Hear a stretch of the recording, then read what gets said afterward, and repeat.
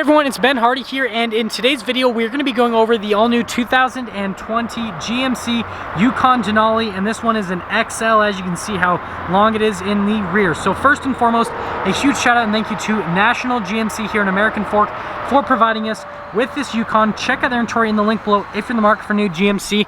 We're going to do a quick walk around on the Yukon, then we're going to take it out to see how it drives. Let's get into the video.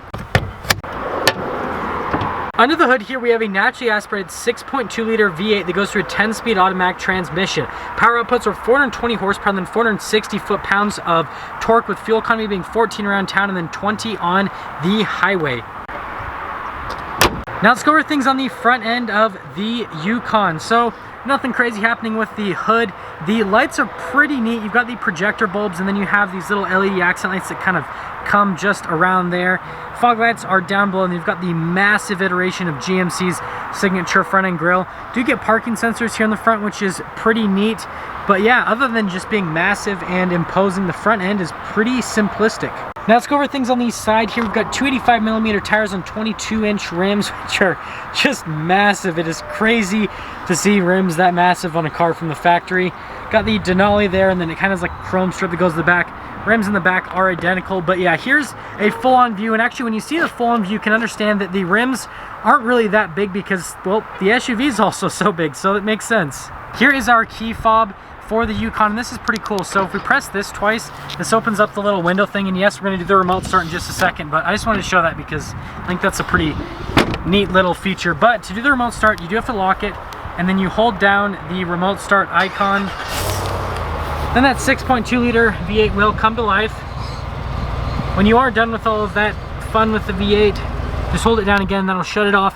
And then when you do want to open the whole thing, you just press that one that is the kind of diagram of the whole thing, and well, the whole thing opens up. Let's actually go over things in the rear here. So first off, we did get this little kind of storage area at the bottom, and then you can see this is why you'll get the XL, because you get tons of storage space even behind the third row, so it makes it a lot more practical. Now you can throw down the rows. So if you just press this button, the third row is automated, and then the second row, you gotta press it twice, and then boom, falls right down. Now the second row you can't pick up with the buttons, but the third row, you just press that and then it'll pop back up, whereas the second row you do have to actually use your hands, which is sad, but it's okay. Now lastly, when you do want to shut it, it is this little button right here, so you just press that little blink button and then it'll lower it back down. Now let's finish things up in the rear. So we've got the LED taillights here, and notice that there's this black trim right up above where the Escalade, it kind of has like taillights that go all the way down. I imagine it would just be in this little panel right here. It says Yukon XL there on the back, and you got some parking sensors with the tow package. And then here's kind of like your 3/4 angle on the whole SUV. Actually, you get keyless entry in the back, so one touch to lock it, and then to unlock it, just press it again. Now here is the door panel in the back, and it's actually really nice. You have this padding at the top with the stitching. More down below, it's a little bit smoother and some more stitching. Got this wood trim that goes across, obviously one of the window controls. And then the power running boards that'll pop out. It says Denali right there, and then yes, we do have to fold this back up with our hands, and we're gonna pop in. So stepping in, those running boards make things exceptionally easy. You've got some extra storage right underneath here. Now over here we do have some climate controls. We do get heated seats in the back, some headphones, and the reason you have those is because you got this little TV here in the rear, which is a pretty nice little touch. There are a bunch of vents at the top. Hopefully you guys can see those, and well, there's another TV in the very back, so you get tons of TV fun. And speaking of very back, well, we are gonna pop back there because it's actually pretty easy. It's got a lot of space back here. So behind the seats, yes, it's gonna be cramped. Now the floor is a little bit higher, but it's not a lot higher. And if you guys were wondering, I'm about 5'11", and I actually fit back here really comfortably. So they've done a solid job in terms of space. Get some cup holders. It is hard plastic back here, so the second passengers do get a little bit nicer experience with the door panel materials. But yeah, there's the back. Coming up front, we do have keyless entry again, so one touch to lock, and then unlock it, just press it again. And you guys can see the running boards pop out. Now, the door panel looks identical to what's in the rear, same trim, all that kind of stuff.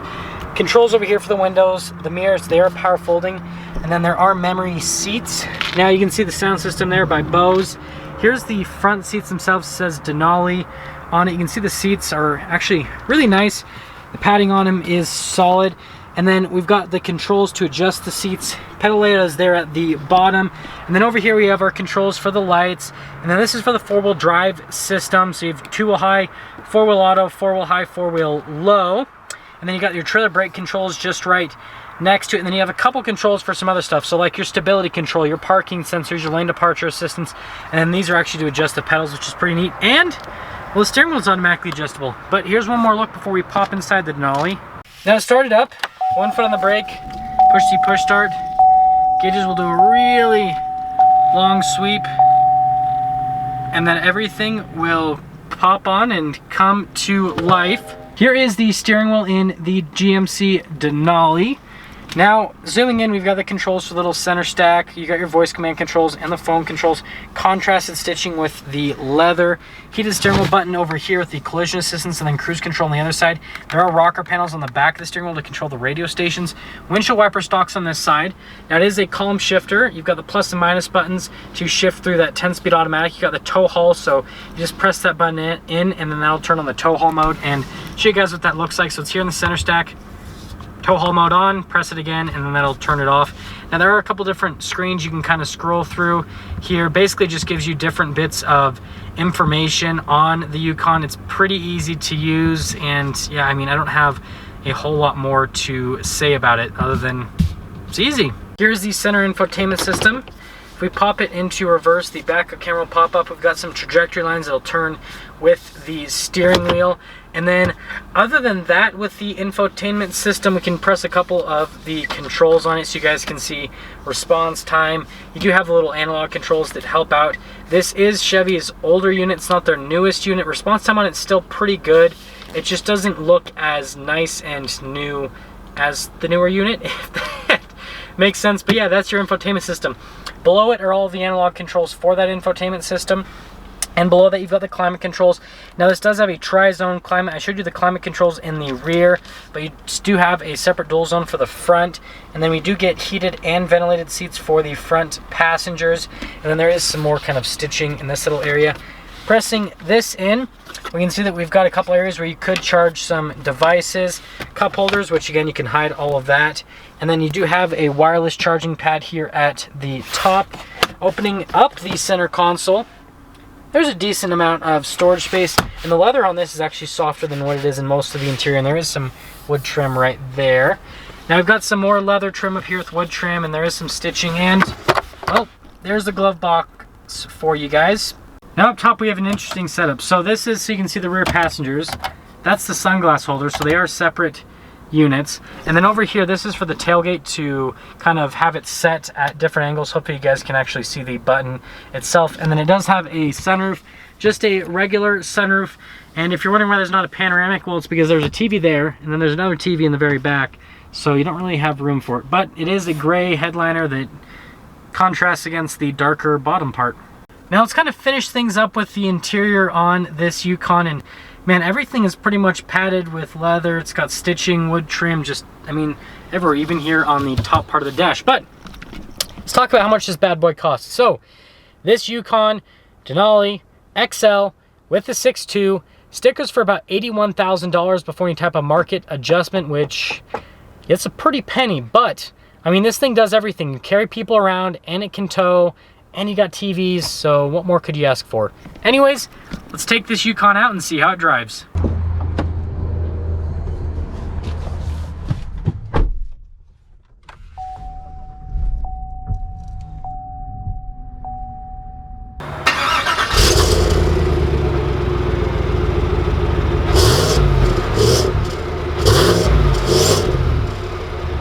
Now before we set off here in the Yukon Denali, I'm going to quickly show you guys visibility. So you can see visibility there over the hood, and then through both of the side mirrors, and then all throughout the rear. Even though this is a massive SUV, it's actually pretty easy to see all throughout. There's a bunch of large windows, and yeah, I mean, I really don't feel like visibility is an issue, so let's set off. Now that we are officially setting off here in the GMC Yukon, it is just absolutely massive. Like, it doesn't actually feel too big. I'm used to driving vehicles this big because it's about the same size as most trucks, but still, just because it's all enclosed, it almost is because it's enclosed, it makes it feel larger than it actually is. But it's still a pretty cool SUV, I would say. Just the like presence that you kind of feel being in such a massive SUV like this is very unique. I can understand why people love that feeling. But initially, actually setting off here, let's talk about the road noise and ride quality. Now, so far with the road noise, I actually don't even hear that much with the tires. The cabin is very well insulated, and it's quiet. There's not a whole lot of wind noise.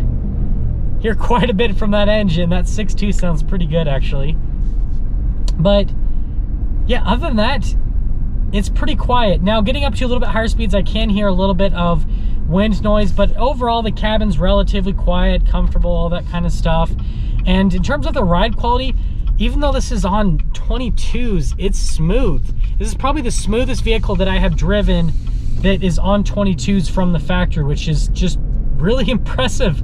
So if you're looking for like a smooth driving massive SUV, this is definitely good on that. I mean, you could drive so many miles on this very comfortably.